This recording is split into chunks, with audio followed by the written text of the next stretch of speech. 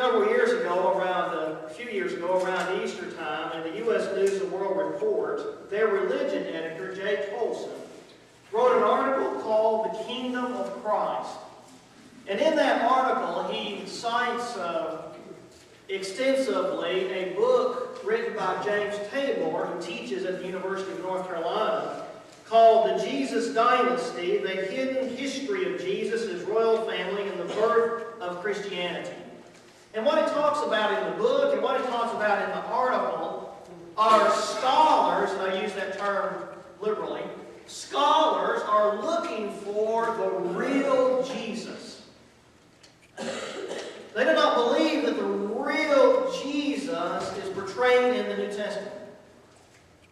In the New Testament, we have various men's ideas about what they wanted Jesus to be or who Jesus was to them. But we have to look back behind those documents to find the real Jesus. And Dr. Tabor in this book, and Jay Tolson in his article in U.S. News and World Report, suggests that Jesus was after building a worldly empire, a worldly kingdom, and he wanted people to accept him in that sense. Well, we ask Mr. Tolson, is that Jesus that you're talking about worthy of worship? And Tolson and Dr. Tabor were saying, yes, he's worthy of worship because he presented himself in such a way with his power and his grandeur and his majesty that he compels people to worship him. And so if that's what he compels you to do, then that's fine. You go ahead and do it. Another example, getting a little closer to modern times. Back in February, the Air Force Academy dedicated, March the 10th actually, they dedicated a prayer circle patterned after Stonehenge, excuse me, a place where Druids and witches and Wiccans and pagans could worship. The U.S. Air Force Academy in Colorado. They said that people from these faiths were being persecuted and criticized and mocked, and so they wanted to elevate this religion to the same level as Protestants and Catholics and Buddhists and Muslims and other religions. And so our, obviously funded by taxpayer dollars, has built this prayer ring on the site, on the campus of the Air Force Academy, because one religion is as good as another. And then one more example from contemporary times, even closer to our day, and that is the Chronicles of Narnia movie that came out, I believe, Friday night, The Voyage of the Dawn Treader. And if you have read the books or watched the first couple of movies, if you know anything about C.S. Lewis, who authored the books, Aslan in the movies is supposed to symbolize Jesus Christ. Well, in the second movie, Prince Caspian, apparently, and I haven't seen the second one, but apparently the producer and the directors kind of got away from that spiritual overtone that C.S. Lewis had in his book in order to appeal to a broader audience than just Christians. And Prince Caspian, as far as the box office numbers were concerned, was less than stellar. Certainly not the moneymaker that the Lion, the Witch, and the Wardrobe were. And so when they made this third movie, they decided to go back to C.S. Lewis's theological intention behind the movie. But there are still some who are associated with the movie who want to market it to a broader audience.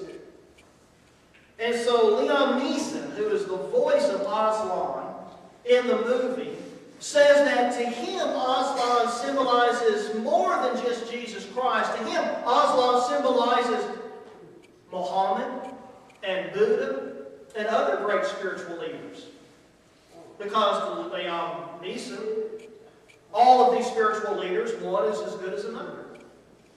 And Mark Johnson, who worked on the movie, speaking to the Hollywood Reporter, which is geared towards obviously secular audience, says that the idea of a resurrection is in various religions throughout the world. And so the idea of a resurrection is not exclusively a Christian idea. But Michael Flaherty, who is the co-founder and the president of Walden Media that produced these Chronicles of Narnia movies, suggests that Aslan does symbolize Jesus Christ and that the movie does have a lot of Christian overtones to it. And in fact, Douglas Gresham, who is C.S. Lewis's stepson, was an advisor, an executive producer for all three movies. And when they made this third movie, they consulted a number of experts in C.S. Lewis and the Chronicles of Narnia to help them keep that theology in the movie. Now, all of these three examples that I have given you are examples of postmodernism. Postmodernism. Well, to say that there is a postmodernism suggests that there is also a modernism. What is the modern age or the modern time? It stretched from the Middle Ages up to about the 1970s or 1980s. So the last several centuries was considered the modern age or the scientific age. It was a time when people believed that you can learn things through science and that you can follow the scientific method and that there were truths out there to be discovered and that you could discover those truths and that you could know those truths and that there were truths out there that were absolute. And you could reason with people. And in fact, we have several members in the Churches of Christ who would debate world-known atheists on the evidences for the existence of God and evidences for the resurrection of Jesus Christ, for example. And we could talk to them about some of these fundamental truths. I exist. And truth applies to reality. And truth is knowable. And you get built up from those basic truths to the idea that there is a God. And of course proceed through the evidences for the existence, for the inspiration of the Bible and the resurrection of Jesus Christ and so forth. But postmodernism comes along. The word postmodernism entered our vocabulary officially in 1979 through a book written by a Frenchman, Jean-François Lacarte, on postmodernism. The concept of the postmodern condition is the name of his book. And so we have politicians today, and we have movie producers today, and we have preachers even today who believe or who are influenced by this idea of postmodernism. Postmodernism.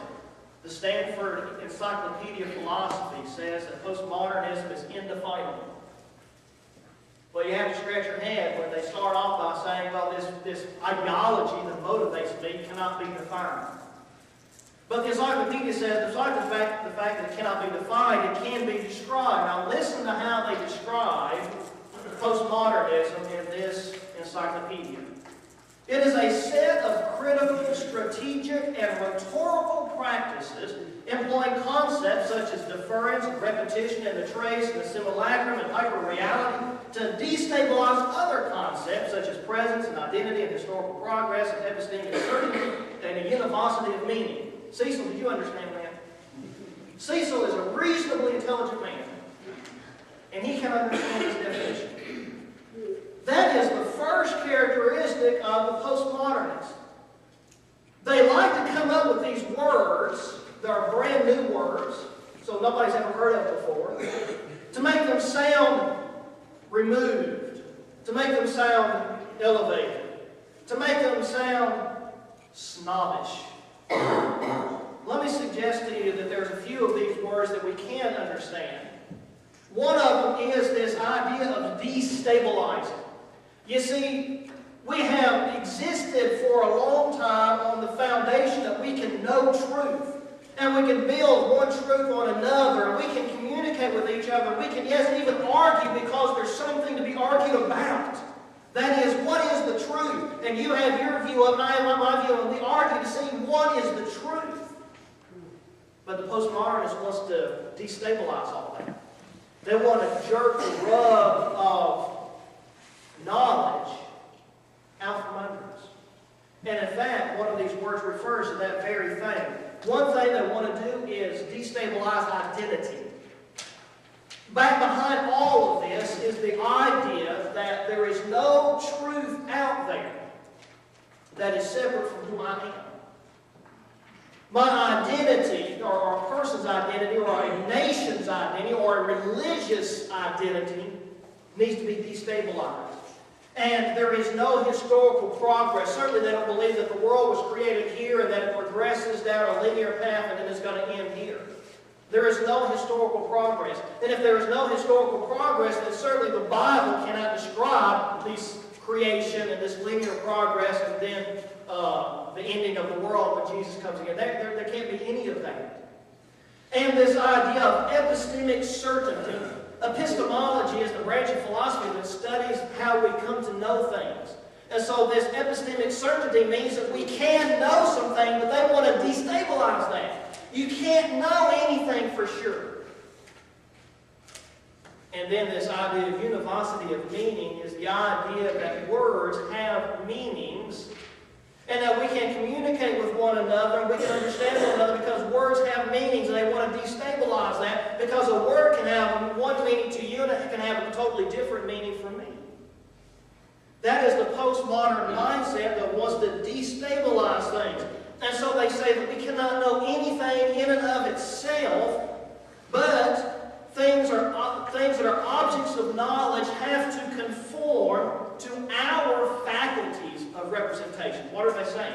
They're saying that this truth is out there. Let's say God is what we're talking about. God does not exist objectively outside of who I am, but I take God and understand God based on how I can fit God into my mind, into how I view things. And so Christianity is not something that is out there separate from me, but Christianity is how I interpret it through my own lens. And so you can see where truth doesn't mean anything to me. Because it all depends on how I can interpret it and how I see things. There is no objective knowledge out there to be known.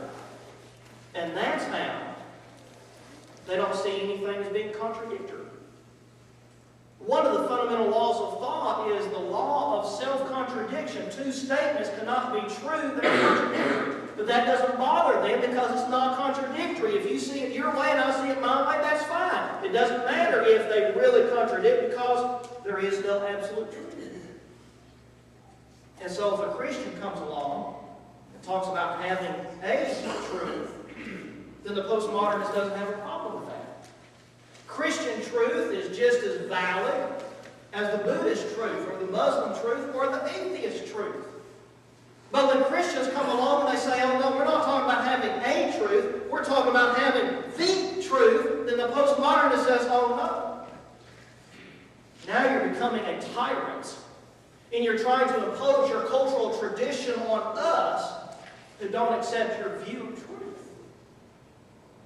Now you may have heard of some of these some statements on TV or in the news that sounds very much like what I'm talking about, and that's because they're propelled, whether they know it or not, by postmodernism. Listen to this journalist, Jonah Goldberg. He illustrates again what this mentality is. The moral relativism implicit in postmodernism has soaked into our entire culture. The central assumption of postmodernism is that independent moral judgments are impossible and that conviction is a substitute for fact. What's most important is not that you have the facts, but that you're convicted of what you believe. You see, that's what postmodernists say. And so if my personal truth is true for me, no one can say otherwise. He says, I once defended myself against the charge of racism from a college student by citing the definition in the dictionary, and the college student